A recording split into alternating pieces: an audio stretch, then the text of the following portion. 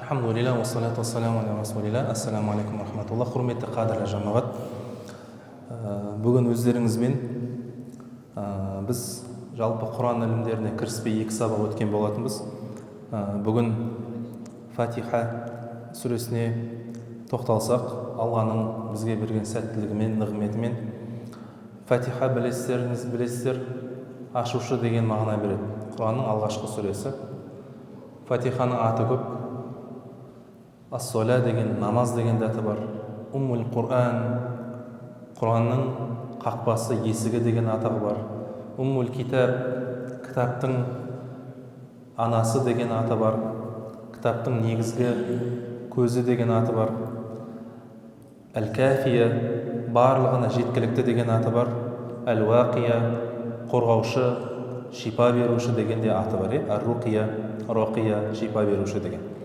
Жалпы Фатиха Құранның негізі алғаш түскен сүрелерінен. Муддассир сүресі, Иқра бисми раббика лази халақ, осы 5 аят түскеннен кейін Муддассир сүресінің алғашқы аяттары түскен болса, Фатиха да шамамен сол уақыттарда түскен. Кейбір ғалымдарымыз жоқ, Фатиха сүресі негізінде ол Медина қаласына түскен дегенде көзқарас бар. Бірақ бұл әлсіз көзқарас. Расымен түскен Медина қаласында Фатиха сүресі, бірақ ол екінші түсуі. Құранда ерекше сүре Фатиха, ол 2 рет түскен. Джибрил періште 2 рет Фатиха сүресін Меккеде 1 рет, Мединада 1 рет пайғамбарымыз саллаллаху алейхи уассаламға келіп оқып берген. Фатиха 7 аят, 7 аят Фатиха. Ас-саб'ул маthani, қайталанатын 7 аят деген мағынасы бар. Пайғамбарымыз саллаллаху алейхи уассалам Ас-саб'ул маthani вал Құр'анул азим лази уътият, маған берілген ұлы Құран және осы 7 аят деп Алла тағаланың елшісі ерекше Фатихаға акцент берген. Өте Фатиханың деңгейін көтерген. Фатиханы оқымай намаз жоқ, білесіздер. Ханафи мазхабында Фатиханы оқу уәжіп, қырағат қылу парыз деген бізде жалғыз Ханафи мазхабы. Қалған 3 мазхабта Фатиха оқылмаса намаз жоқ. Білесіздер, Шафии мазхабында жаназаның өзінде Фатиха оқылады. Бізде жаназада Фатиха оқылмайды. Аллахумма ғфирли хаййина ва маййитина.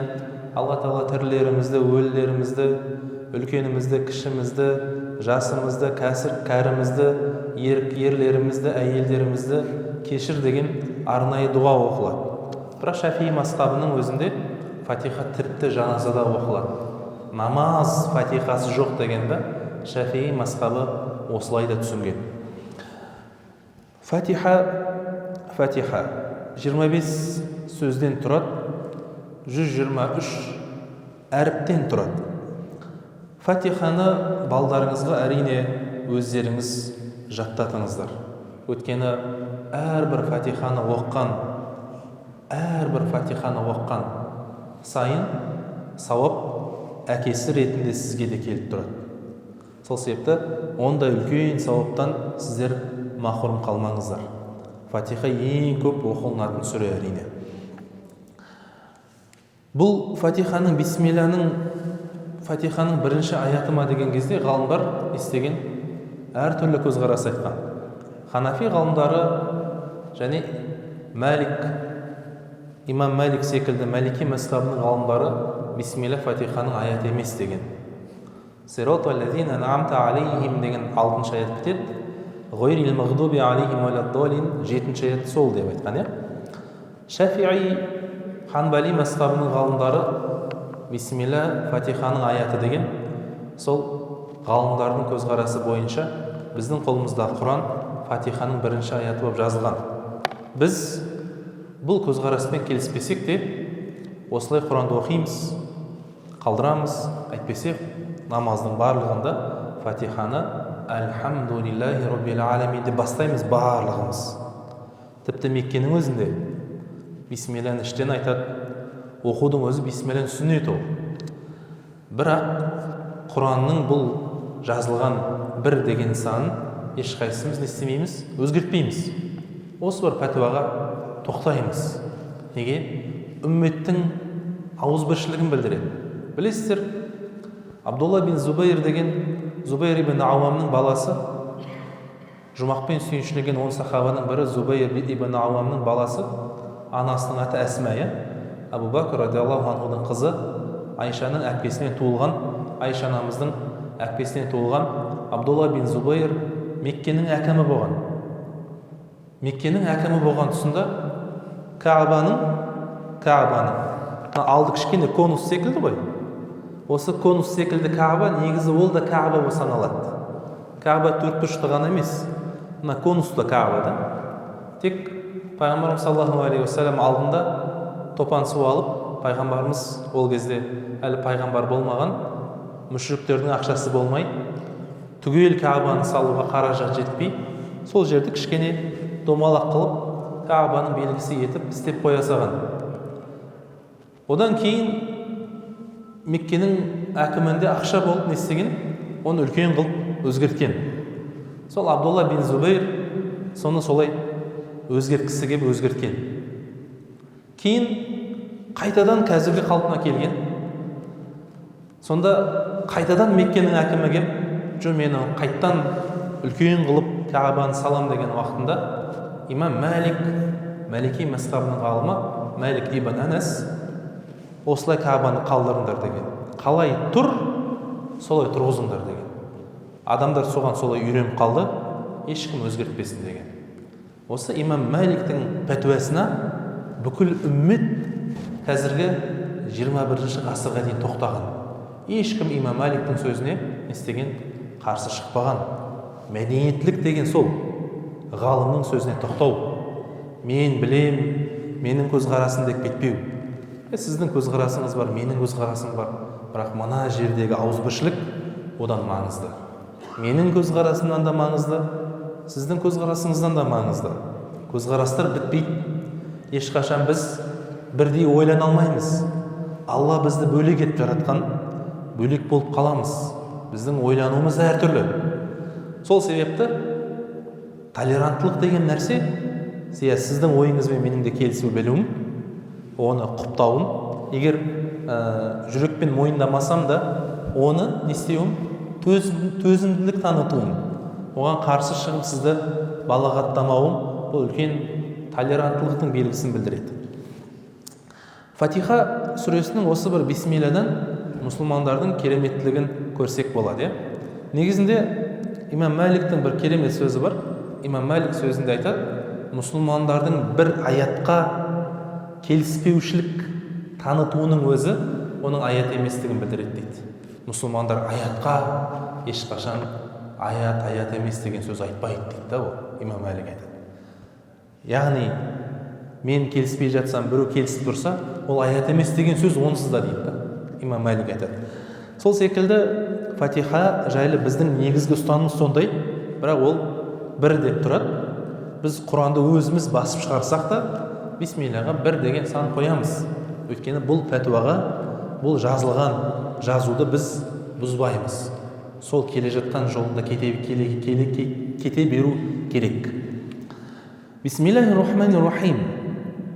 Рахман-рахим болған Алланың атымен бастаймын. Рахман-рахим дегенде халифа Алтай атамыз 91 жылы қазақша Құран аударып шыққан кезде, қазақша Құран деп айтпайықшы, Құран тегі араб тілінде, Құранның мағыналық аудармасын жасаған уақытында халифа Алтай атамыз аса қамқор, ерекше мейірімді деп аударды. Солай көпшілік жерде қалып кетті. Негізінде енді халифа Алтай атамыздың сөзімен аса қамқор, ерекше мейірімді деп аудару жақынырақ келеді. Ар-Рахим ерекше мейірімді, Ар-Рахман аса қамқор. Өйткені Алла Тағала қияметте ерекше мейірім деген, Рахим деген атымен не істейді? Ол тек өзіне сенгендерге мейірімді болады. Ал енді ол күндіз болмайды деп санаған сенбегендерге Алла Тағала бұл өмірде қамқор. Бірақ қияметте оның мейірімі қамтиды деп біз айта алмаймыз. Енді олар да ол сөзге ренжімейді, олар да ол қиямет күні болмайды деп есептейді ғой, жалпы сенбейтін басқа кісі. Альхамдулиллахи раббил аламин. Бүкіл әлемдердің Раббысы болған Аллаға барша мақтау болсын. Әл-хамд деген сөз алиф лам лил истиғрақ, яғни бүкіл мақтау атаулы тек Аллаға ғана тән деген мағынаны береді. Әлемдердің Раббысы деген кезде, әл-алам деген кезде біз жер планетасын айтып тұрып деп есептеуіміз мүмкін. Ол сөзіңізде дұрыс. Бірақ дұрысырағы негізінде әлем деген жындар әлемі, адамзаттың әлемі, хайуанаттар әлемі, құстар әлемі, теңіздегі балықтардың әлемі, сондай бір әлем бар. Әрқайсының өмір сүру несі бар? Құндылығы бар. Біздің өзіміздің әлеміміз бар, Алматы қаласында жұмысымыз бар, мектебіміз бар, оқитын университет, басқа бір әлеміміз бар. Теңіздің бөлек әлемі бар. Олар біздің құндылықтарға бағынбайды. О жақтың стереотиптері бөлек, өмір сүруі бөлек, күштілер, заң бөлек ол жердегі. Алла Тағала осы бүкіл әлемдердің Раббысы, Алла Тағала маған мақтау айт деп тұр ғой. Бізге қалай мақтау айту керектігін үйретіп тұр. Әйтпесе біз мақтау айтамыз деп білдіруіміз мүмкін. Алла Тағала мен айтқандай мақтау айт деп тұр. Әлемдердің Раббысы Аллаға мақтау болсын. Ар-Рахман ар-Рахим, аса қамқор, ерекше мейірімді. Малики яумиддин. Алла Тағала өзінің сипаттарын айтып жатыр, әлемдердің Раббысы екендігін айтты, Рахман және Рахим екендігін айтты, және ұлы сот күннің иесі екендігін айтты. Өмірде соттар бар, Сот болмай-ақ өмірде біз жасайтын не бар? Баға бар, рейтинг бар. Біз өмірде негізі көп баға береміз. Ана жігіт нашар жігіт, мына жігіт керемет жігіт деп баға береміз. Оны тануымызға байланысты, білу деңгейімізге байланысты солай баға береміз. Алланың алдында баға бөлек бірақ кейде біз не істейміз? Бір кісі өмір бойы бір көше сыпырып өткен болса, оны мүсіркейміз. Жол болмады, бейнеттен көзін ашпады, бір зейнетін көрмеді бейшара деп қайтыс болса айтамыз, Ал бір кісі бай болып өмір сүрсе, бәріміз оны мақтаймыз. Дүниенің бір рахатын көріп өтті ғой, сен де сол секілді болмайсың ба деп балдарына оны үлгі қыламыз, балдарымызға. Алла Тағала бірақ олай баға бермейді ол. Алланың алдында баға бөлек. Ол біздің айтқан бағамызға Алла Тағала келіспейді. Ол кісі қарапайым сыпырушы болса да, ол адал жұмысымен, адал еңбегімен өткен болса, әрине ол кісінің Алланың алдында өзінің несі бар? Сауабы бар. Ол адал жұмыс істеді. Ешкімнің ала жібін аттаған жоқ. Ешкімнің көз жасына қалған жоқ өмірде. Ол керемет өмір сүрген жоқ. Одан да жақсы өмірлер бар. Бірақ ол аз ақша жесе де өмірде, ол біреудің жетімнің көз жасын жеген жоқ. Ол өмірде парамен өмір сүрген жоқ. Ол өмірде өсімқорлық қылған жоқ. Алланың алдында оның есебі бөлек. Ал енді мына кісі пенделікке бұрылды. Алла Тағала бір бастық деген оған бір сынақ беріп еді. Ол жерде ол не қылды? Кадрлық қиянат жасады мысалы. Бүкіл басшылар солай деген сөз емес ол. Біз мысалымыздағы адам. Сол кісі не қылды? Кадрлық қиянат жасады. Зұлымдық жасады. Ол не қылды? Пара алды, басқа қылды. Бірақ өмірде бай өмір сүрді. Біз қандай баға береміз? Керемет, жетістікке жеткен адам деп баға береміз. Мынаны жол болмаған деп оны мүсіркеп қараймыз. Қияметте Алла мынаған мүсіркеп қарап, мынаны Алла Тағала көтеруі мүмкін. Біздің бағамыз бөлек, Алланың алдындағы баға бөлек. Сосын біз не істейміз? Жақсы көретін адамымызды бізге бір жомарттығы тиген болса, оны не істейміз? Немесе бір кішіпейіл адам болса, оны тек мақтаймыз. бірақ оның күнәларын басқасын білмейміз ғой. Ал енді бір кісінің көмегі тимеген болса бізге жомарттығы, оны ұнатпаймыз. Сәл бір ісі дұрыс болмаса, Алланың оған берген жазасы деп баға береміз. Ал әлгі кісіге Алла оған сәл сынақ берді, Алла ол сынақты алып тастайды деп айтамыз. Алла керісінше мынаған жаза беріп, мынаған сынақ берген болуы мүмкін. Біздің эмоциямызбен Алла қияметте адамның нәтижесін шығармайды. Біздің эмоция ол өмірдегі эмоциялар. Сол себепті ұлы сот деген сөз сол. Қиямет нақты адамның өзінің бағасы беріледі. Біз біреуді ұнатпаймыз. Оның бір әдеті бар. Сосын күбіркеп өсектейміз оны. Бірақ Алла Тағала бізбен қосып өсектеп кетпейді оны. Оның бір ісі болғанымен бізге ұнамайтын, Аллаға ұнайтын оның 1000 ісі болуы мүмкін.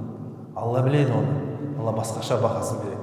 Сол себепті істі Аллаға тапсыру деген керемет бір дүние бар. Біз сол арқылы Алланың алдында қияметте жүзіміз жарық болады.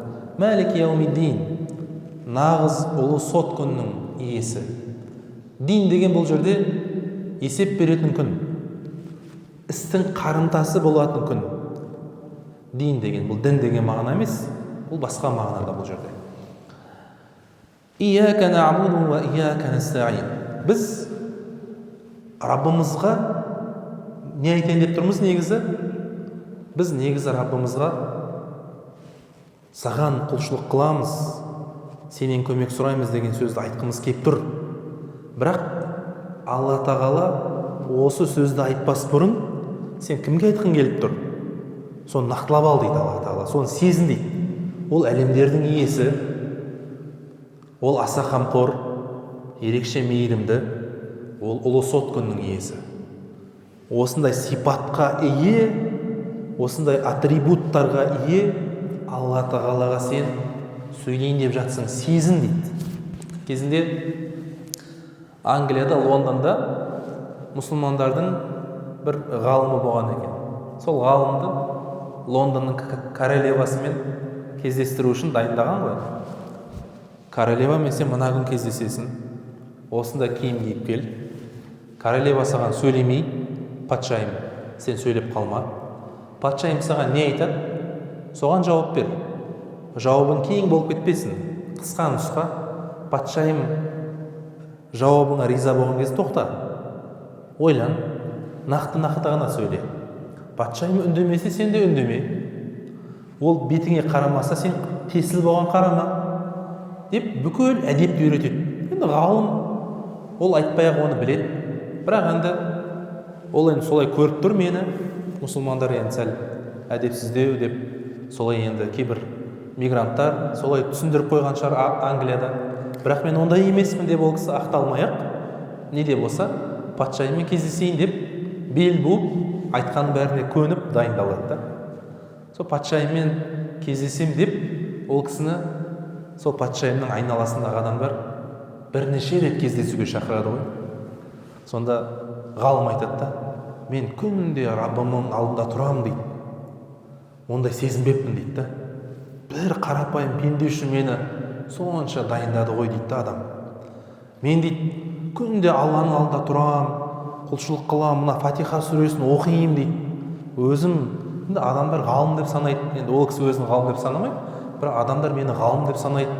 Бірақ мына кісі секілді мен Алланың алдына кездесуге дайындалмақпын ғой дейді. Патшайыммен кездесу үшін мені әбден дайындады ғой мына кісілер дейді. Кездессең де ризамын, кездестірмесең де ризамын деп айттым дейді. Мен бірақ сендер маған бір жақсы нәрсе үйреттіңдер деп айттым дейді. Тура сол секілді бұл біз кейде сезінбейміз көп нәрсені, бұл адам сезіну керек ол нәрсені. Алланың алдында біз бірінші Алланы сипаттадық та осылай. Сипаттап тұрсыз да сіз Алланы осылай. Енді мына жерге келіп, мешітте әр нәрсені ойлап, қасыңыздағы бауырыңызды сынап, ана бір есікті сынап, мына жердегі бүкіл проблемаларыңызды ойлап тұрсыз да. Сіз сезініп тұрған жоқпыз біз әлі Алланың алдында. Әлі дұрыс сезініп тұрған жоқпыз. Мысалы, имам намазға шығатын жердің аты михраб дейді. Михраб деген сөз араб тілінде харб деген сөзден шығады. Соғыс деген, соғысатын орын деген сөз. Негізі михраб деген сөздің қазақша мағынасы соғысатын орын деген сөз. Михраб десе біздер бірден имам намазға шығатын жер деп айта саламыз ғой. Негізінде тілдік мағынасы ол соғысатын орын. Неге? Имам шайтанмен соғысады да ол жерде. Шайтан ой салады, ұмытып кеткен нәрселерін еске түсіреді оның. Ана бір бастыққа айтамау дегендерін еске түсіріп қояды, достарын айтқан өкпесін еске түсіреді, сөздің басында бір әңгіме арасында ішіндегісін айта алмай қалса, соны еске түсіреді, аналарға өкпе ренішін көбейту үшін, ызамен басқаларға намаз оқу үшін, мына фатиханың мағынасы басқа бір жақта қалып кету үшін шайтан не істейді? Әртүрлі ой салады. Алла тағала осындай мағынаны сезініп намазда тұр деп тұр ғой бізге. Кімге сен қарымта сөз айтып тұрсың, кімнің алдында ойланып сөйлеп тұрсың? Алла тағала осы бір дүниені бізге ескертуде. Осы бір мағына осы жердегі ияка набуду ва ияка настаин. Аллахым, саған ғана құлшылық қылам, ва ияка настаин, сенен ғана көмек сұраймын. Сен барлығын беретін сен. Мұхиттан бу көтеріледі, ол бұлт боп түзіледі, оны желге пайдайды. Алатау секілді таудың бөктеріне әкеп тірейді бұлтты, сосын жаңбыр жауады. Бұның барлығы себеп Аллахым. Бұл әлемде кеңістік бар, уақыт бар, белгілі деңгейде барлығы оған бағынады, бірақ сен бағынбайсың. Уақыттың, кеңістіктің, атом, молекула, протон, барлығының иесі өзің деп сезініп намазда тұруда бұл фатиханың мағынасы.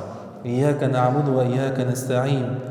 Құлшылық деген сөз, құлшылық айбаратун амма яджмау әл-махаббата вәл-худуа вәл-хауфа дейді. Ол сондай бір мағына дейді. Ғибадат деген сөз қазақша.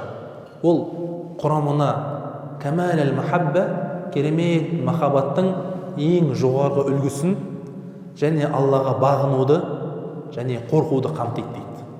Бірінші махаббатты қамтиды. Махаббатты қамтиды. Екінші нені қамтиды? Бағынуды қамтиды. Үшінші қорқуды қамтиды. Осы бір махаббатпен және бағынумен, құлшылықпен сіз осы ияка набуду, тек қана саған ғана құлшылық қылам, ва ияка настаин, сенен ғана көмек сұрайым деген сөзді айтып тұрсыз да. Раббымыз Алла фатиханың мағынасын жүрегімізге одан да терең түсінуімізді нәсіп етсін. Біз енді 5 аятқа келдік.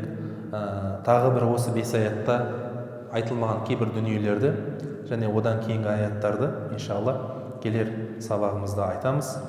Алла фатиханың мағынасын терең түсінуімізді, намазда шынайы жүрекпен, таза жүрекпен махаббатқа, Раббымызға деген бұл ғашықтық, махаббат деген кезде міне ияка набуду камал аль-махабба айбаратун амма яджмау камал аль-махабба, махаббаттың ең жоғарғы үлгісін құрамына жинаған нәрсе бұл ғибадат деген. Алла тағала үлкен махаббатпен, бағынумен, қорқумен намазда болуымызды нәсіп етсін. Раббана атина фид дуния хасана ва фил ахирати хасана ва қина азабан нар.